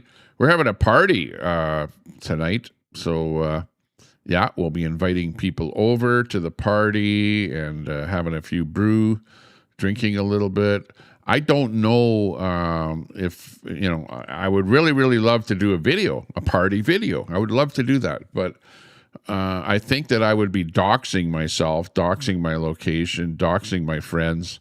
And for that reason, I'm sort of, if I go away from here and I'm in my cart or something like that, riding the golf cart around town or something like that, we'll do a video. But I'm even leery of doing live videos over at the beach there because, the people in this town, there are so many Karens out there. It is like unbelievable. There's woke people out here, really woke. And there's a lot of woke people on town council here in Sylvan Lake as well, I've discovered. I don't have I just got here. I'm just a newbie in town. So I'm just kind of finding out that there's stuff like that going on here. And, I'm like on the other side of the fence where I'm not woke. And, there are some people out here that I'm aligned with that are, and they're basically the people that are like pro-Alberta independence out here, right? There's a lot of us people out here that are like pro-independence. So we're living out here, living the life. You have to do it to it. Even if you don't have a place like this, get in your vehicle and go to some place where you can have some fun. Bring an umbrella with you. Bring a sun tent with you. Bring some sunscreen. Bring a beach ball or a little blow up something or other and go lay on it and, float around on the lake. Don't go out too far. Don't float out too far, because, unless you have a life jacket or something, because if you float out, if you fall asleep on your floaty, and then you wake up and you're like in the middle of the lake or something like that. Don't do that. Don't fall asleep. But get out there and have some fun. Have some fun in your life. Don't just sit at home on your couch and mope and go, oh, those separatists, I'm, eating chips on your couch. Oh, those damn separatists, they're trying to ruin our country. No, get out there and do something. We're out here and we're protesting. I'm kind of a protester. I like to, but early on in life, I didn't give a shit about politics. I didn't care about left, right, center, liberal, conservative, Republican, Democrat. I didn't care. When you're young, you don't care. And that's why people go, well, where are all the young people? They don't give a shit. That's why there's no young people. When you go to these events, it's like old middle-aged people and older people. That's what you see, because they care about the future. They care about their life. They care about the life that their children are going to have, about the future generations, about the things that they're going to have, right? But the young kids, you live for the day. It's like, yeah, I'm going to smoke, I'm going to do drugs, I'm going to do whatever because I'm going to live forever, and I don't give a shit if I have a house. As long as I can buy a car, I don't care about where I live or anything like that. I can just, rent an apartment off of Brookfield or something, or off of the NDP. I'll just rent an apartment off of the NDP. And, I don't even care about a job because I can just go on welfare and get some free money, okay, sure. That'll work well for you in the future. Wait till you get your girlfriend pregnant and see what happens then, It's then where you start going, oh, my God, I have a child to look after. Oh, man, I can't afford diapers. What am I going to do? Holy jeez. But you get more money when you're on welfare with every kid that you have, So there's always that, that's a plus, I guess, Have more kids, right? Produce more offspring, more harmonics, right? And for every harmonic that's out there, you get more money from the government. There's always that thought, I guess, Hey, that's part of the socialist thing. Somebody was going over in Canada, the different provinces and how many people work for the government in various provinces. And I think we're about 30% in Alberta, but you have lots of other provinces out there where it's like 50% plus of the people work for the government, and that's a no-no. You don't want to have any more than 30% of your population working for the government, but lots of other provinces across the board, check the numbers on that, work for the government. So shame on you if you're working for the government and you live in some other province out there, because you're siphoning off of the taxpayer. Because let's face it, when the government says, yeah, we added more jobs to the economy. Go government jobs. Oh, okay, great. You're siphoning more money from the taxpayer. That's why Trump hired Elon Musk there to go and look into, how many people are working for the government and what kind of government offices are open with all kind of bullshit stuff, and then, we ended up turfing all those people. Smart thing to do, and we need to do that here in Canada, both on the federal level and also, at the provincial levels. Every provincial government should be going, okay, you're out of here. We're looking into this. We don't need this program. This is a crappy program. This is terrible. We need people to integrate and become, active working people that are working in the private sector. Okay. That's what actually makes the money for running the government, is the private sector. Without the private sector, we would be communist.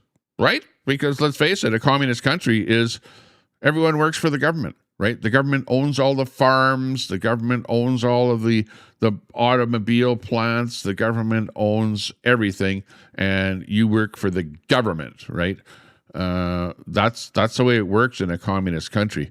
And a lot of people are like, well, I'm okay with working for the government, and I'll vote NDP forever, because the NDP wants to bring in, grocery stores owned by the government, apartments owned by the government, everything owned by the government, internet owned by the government, cell phones owned by the government. You just rent the cell phone from the government, like Obama phones. Yeah, we all want an Obama phone.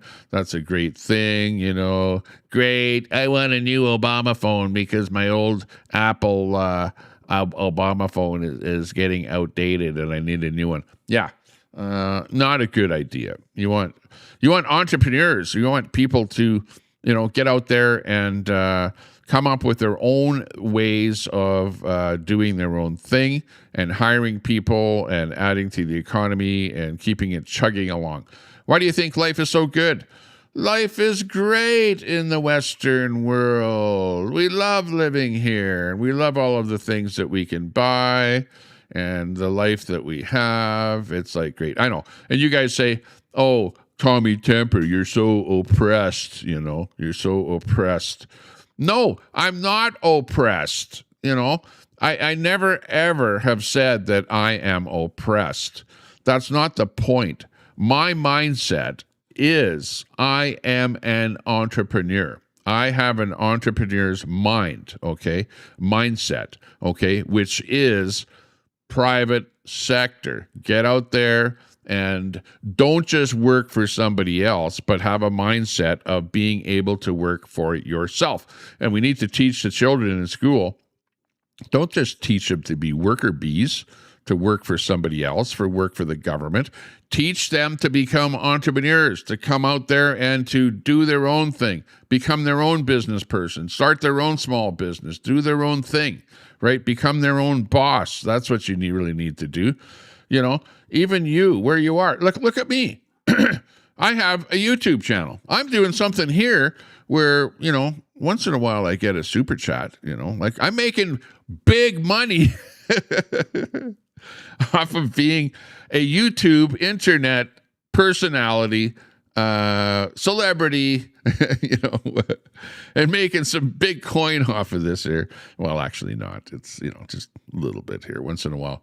Whenever I blow a gasket, and complain about having to take a blood pressure pill, well, then somebody's super chats me something for a blood pressure pill. Yeah, thanks a lot yesterday for those super chats. I appreciate that. But no, get out there. My point is, don't be, you might be oppressed. Those of you out there listening to me, you might be oppressed. You might feel like you're oppressed. And remember, don't become a YouTuber because, there's a little bit of money from the odd super chat or whatever, but you're not going to be able to survive off of this kind of a lifestyle. So don't do this, but go out there and do something where you're going to actually make some money, import some stuff from China, import some widgets from China and sell them on Amazon. There's an idea right there. Or sell them on eBay. Or invent something, it's like make some wax candles or something like that. And, find out what things make money, like I was just looking into a business here just the other day of what I can do in my location here, living in Alberta here.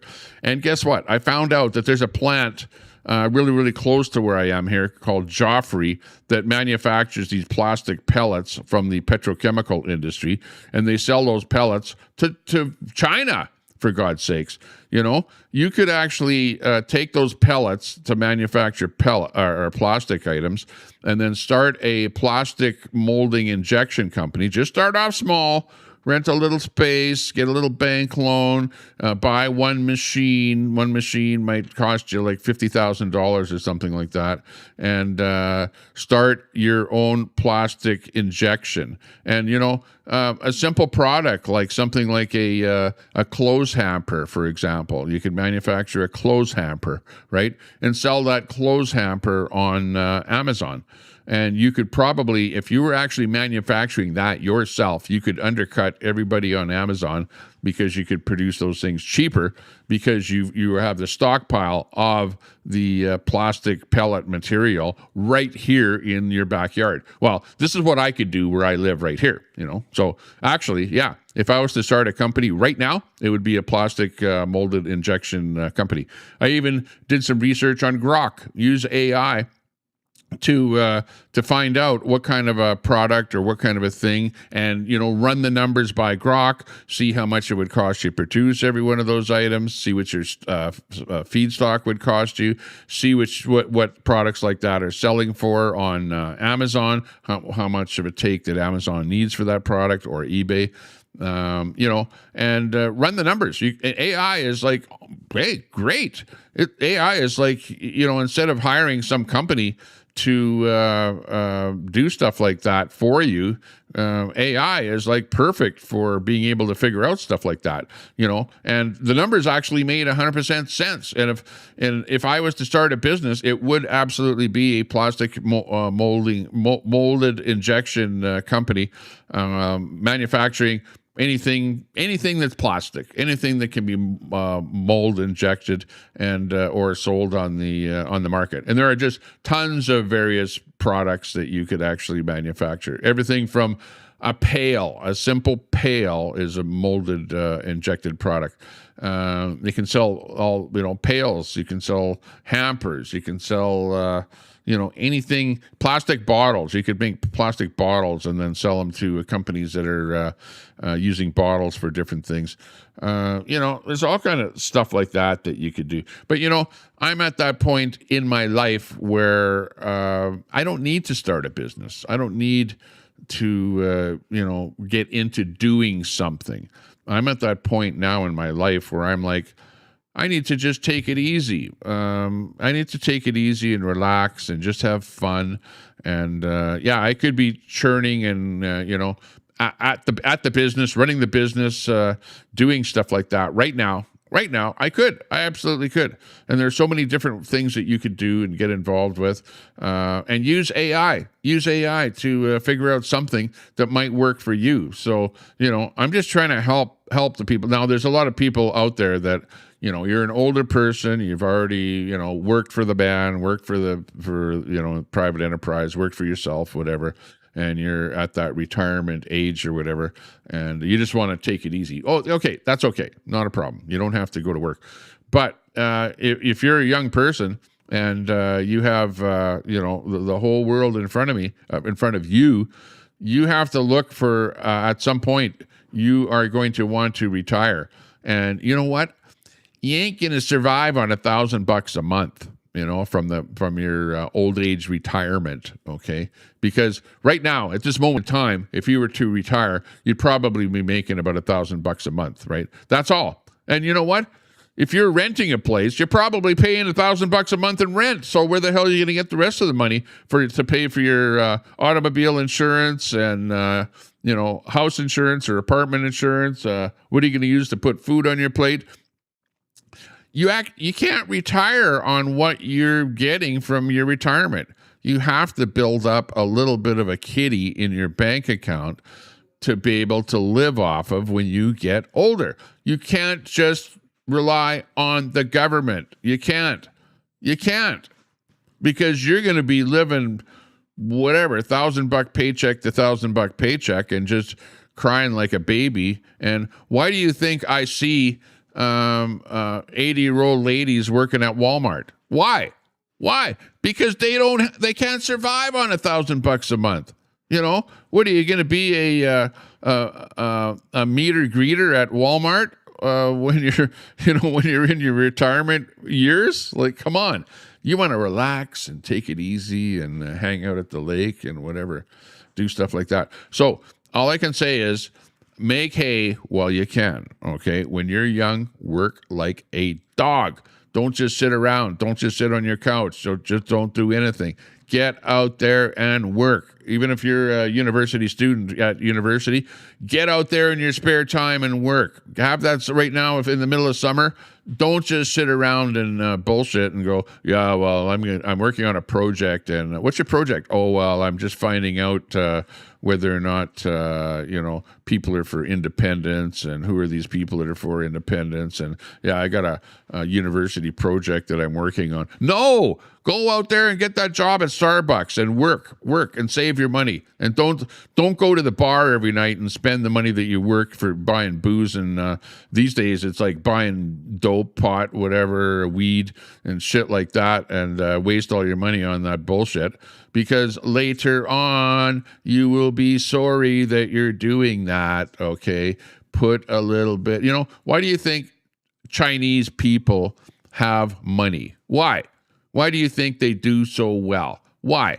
Because they save 20% of every paycheck and put it into the bank.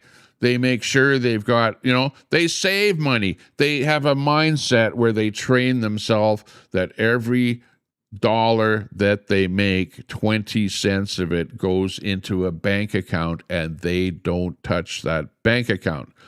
They use that bank account for things that they know are going to be valuable. Like you'll eventually use it maybe for a down payment to buy a property, or they'll save it for their retirement, but they don't use it for a trip to Mexico, okay?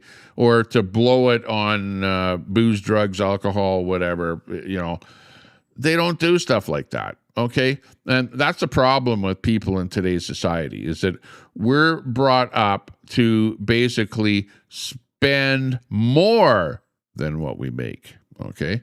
It's like, here, where's the credit card? Yeah, I don't have enough money. Oh, I'll just use my credit card to buy it, okay?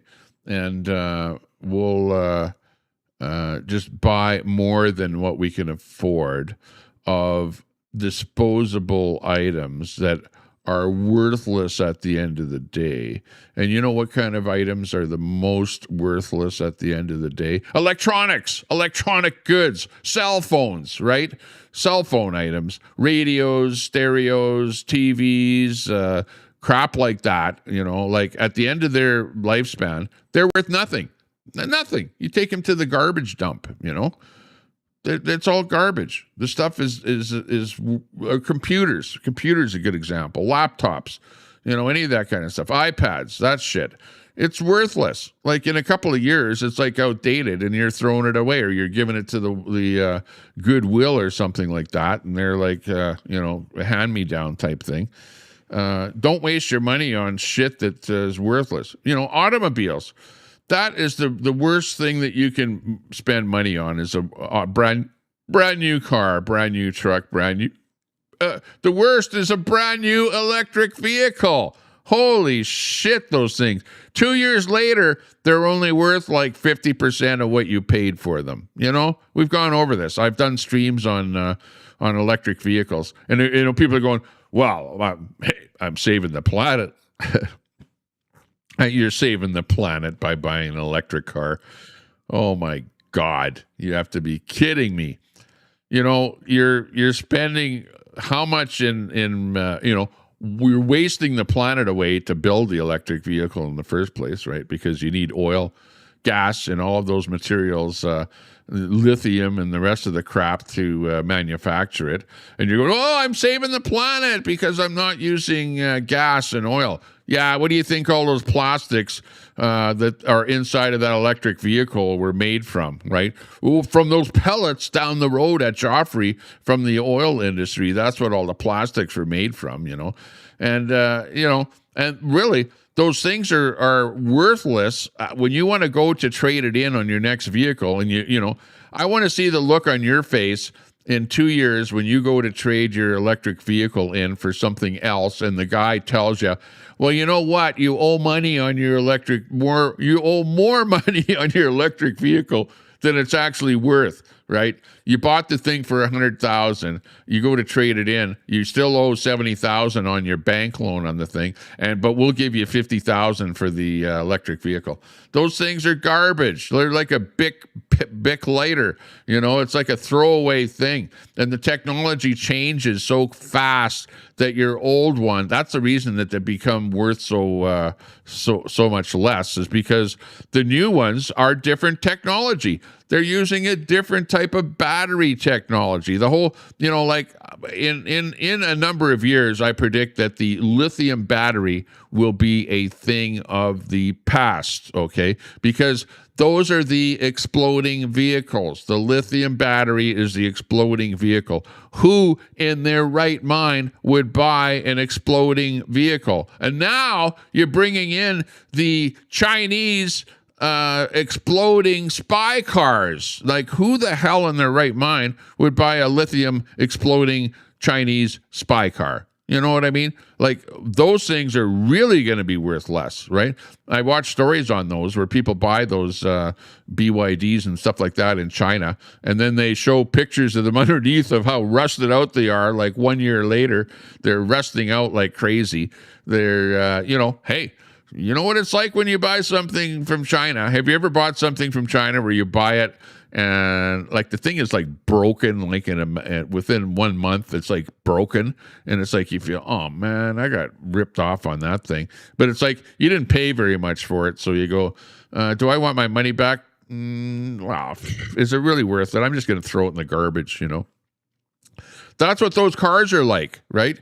People are already complaining that they can't get parts for those Chinese cars. They buy a Chinese car and it's like, yeah, now I can't drive my Chinese car because I can't get any parts for it. I bought what did you buy? Oh, I bought a Cherry.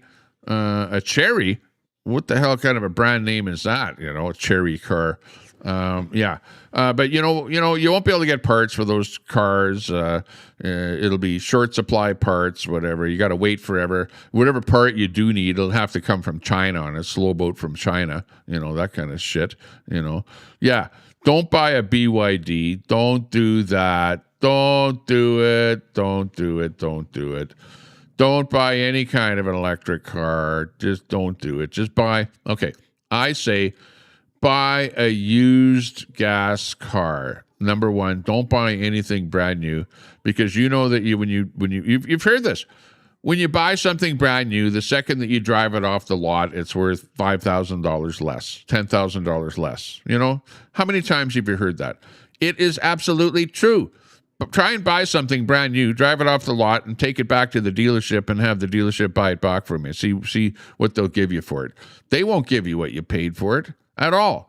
You're just throwing money into the frickin' toilet buying any kind of it. It doesn't matter whether it's a gas car or electric car or anything. You're throwing money down the toilet. At least if you buy a gas car, it didn't go down 50% in value after 2 years, okay? But the electric car, Look at the statistics. You guys think that I'm bullshitting you. I'm not. Just do a search with Grok and find out how much these electric cars are worth a couple of years after you bought them. You'll see. They go into the toilet, absolute toilet.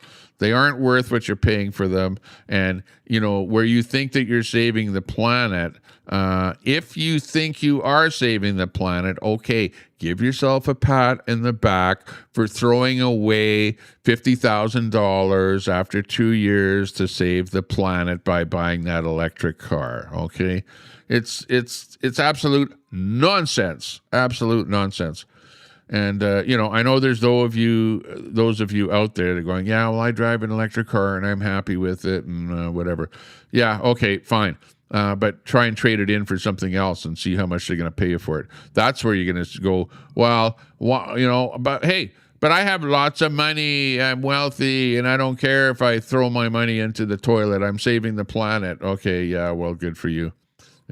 But myself, I'm like, I have the economist mind, the law of supply and demand, and you're not going to have any money in your bank account if you spend it all on useless commodities like expensive vehicles, brand new vehicles, and crap like that. The smartest thing that you can do is save up some money and buy a piece of real estate. Okay.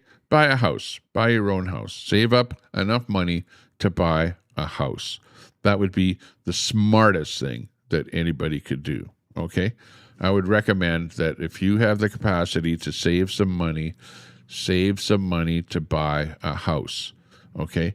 And I'm not talking about a condo either. Not a condo. Buy a little dumpy, the worst one on the block house, okay, on the largest piece of land that you can, okay? Because it's not the little pie in the sky that's going up in value. It's the land that it's sitting on that goes up in value, okay?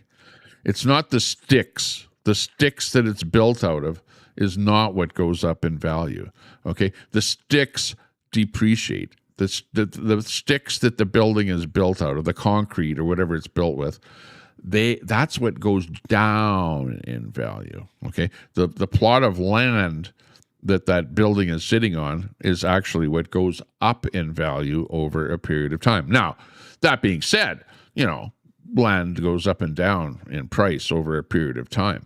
But if you look at the price of real estate over because it's usually, when you buy a house, it's not a short-term investment. It's a long-term investment, and you can look at your own ups and downs and say, okay, where are we in that market? Are prices going up or prices going down? Because when prices go up, well, they eventually retract, right? And then they go up again. But it's like this. It's like up a little bit and then down, and then up a little bit more and then down. But, like over the course of time, prices go up.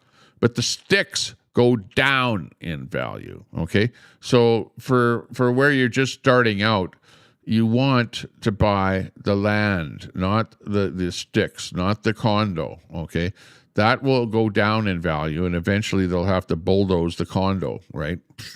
So, or you have the leaky roof, or you have the condo association with those enormous condo fees, and you have, you're living in the condo, you bought the condo, and it's like, we need you to cough up an extra $20,000 because we're having problems with the parquet, or we're having problems with the roof, or having problems with the windows, or having problems with blah, blah, blah, blah, blah, blah, blah, on and on it goes. You know what that's all about.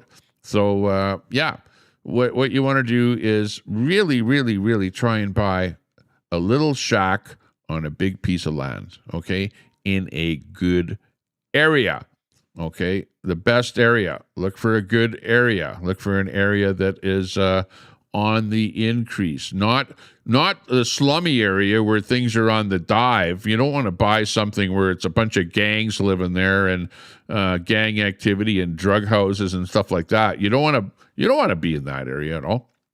So you have to think about this. Think smart, think what you're doing there. So there you go. There's my little nugget of what will make it for you in life. Stay away from the electric vehicles. Yeah, you're right, Troy. Some dealerships are currently offering brand new EVs at half manufacturer's price. Must not be selling many. Yeah, exactly. They're overstocked. People don't want to buy them. There's new stuff coming on the market, especially up here in Canada. You got the cheap El Cheapo Chinese exploding spy cars that are coming on the market, which are making it so that the Tesla. Look at Tesla stock. Tesla stock is actually dropping in the last little while. It's actually one of the trending topics right now is what Tesla stock is doing there right now. So they're not doing very well. And it's because of the competition. Well, not so much in the States, because at least Trump has the 100% tariffs on the Chinese spy vehicles, exploding spy vehicles in the United States. But up here in Canada, we're not so smart because Mark Carney is making deals with China.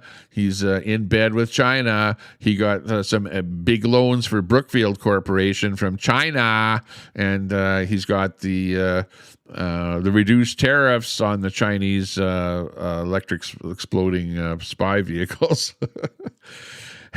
Someone's going to get me for everything that I'm saying here someday. They go, Tommy, you're a liar. Yeah. But, I wouldn't be saying it if I was a liar. I'm not a liar. I'm not a liar. I'm not a liar. I just tell it the way it is. And, sometimes truth hurts. Okay. But I don't want to say anything that is vindictive or bad or anything that will land me in jail with the new hate laws in Canada. Hate hog is going to end up in jail, though. That much I can tell you for sure. Yeah, that'll be glorious. Someone will slam hate hog with a hate crime. Like, it will happen. It will absolutely happen. And I will chuckle when that day comes. You know that? I will absolutely chuckle. But that being said, yeah, I had fun. I'm having fun. I hope you're having fun. And with that, we've kind of come to an end here with our program. It's 11:42 in the morning, Mountain Daylight Time in Alberta. In the shadow of the Rockies, where the wild winds blow, Albertans rise up. That's right. Tired of the status quo. Oil sands pumping black gold, beef on the grill so fine. Grain fields waving golden, canola blooming in the sunshine. But Ottawa's taking our billions, unfair equalization gain, sending it east to Quebec while we shoulder the blame. Don't do that. No more pipelines blocked, no more carbon tax chains. We're done with the feds. That's right. Breaking free from their reins. Alberta freedom, ringing loud and true. Woohoo! Sovereignty calling, independence coming through. No more woke liberalism, stealing our way of life. Albertans stand tall, cutting loose from the strife.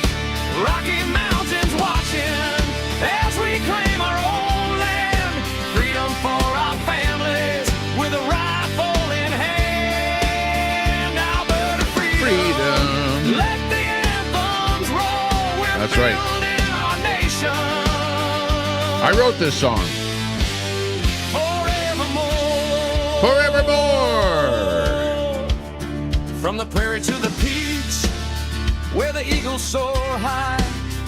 We're sick of the traitors calling us traitors, that's a lie. Quit calling me a traitor. Equalization's a thief, stealing our hard-earned pay. Screw equalization. While they push their agendas, turning night into day. Beef ranchers and farmers, grain silos stand proud. Oil That's right. rigs turning profits under Alberta's cloud. No more begging for ports, landlocked but strong we stand. We'll negotiate our future 1090 with the frames world per in our second. Good to see you. Alberta freedom, ringing Troy, loud and Susan. true. Sovereignty calling, independence coming through. No more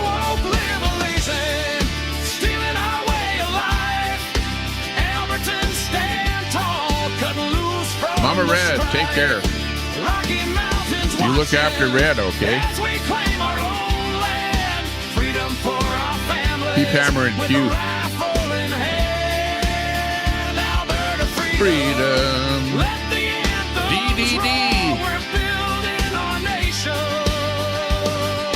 Jeannie. Hey, Jeannie. Elm. Good day, Elm. They say it's illegal. Have a good day. But self-determination's all right. Like Ukraine from the Soviets, we'll fight through the night. No more sending our wealth to fund their endless schemes. Our pensions rising, fulfilling our dreams. Let's vote for freedom, Jeannie. Their rules and Big their ups, big games. thumbs up. Albertans awakening.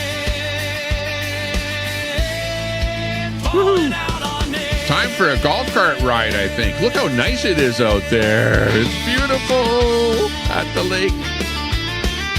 It's a thing of fun and beauty. Oh, I'm going to have fun today. And we're slated with a party later on, a party. Going to a party. So that's always fun on a Saturday. Canola fields yellow, beef Hold herds back. grazing free, oil sands fueling futures as far as the eye can see. We're Albertans first, with hearts full of fire. Separation's the answer, lifting us higher. No more being the wallet for a broken confederation. Freedom's our birthright, our declaration. Alberta freedom, ringing loud and true. Sovereignty calling. We are at the mountains. Look, Coming through. there's the mountains right there. Liberalism, stealing our way of life. Albertans stand tall, cut loose from the strife. 45 minutes away from where I'm at. You can see the mountains. We claim our own land. Freedom for Super our salty. You got here late. with the Yeah. rifle in hand. We're finishing up. Alberta freedom. Gonna have a little late breakfast. We're building our nation. Don't want to eat too much.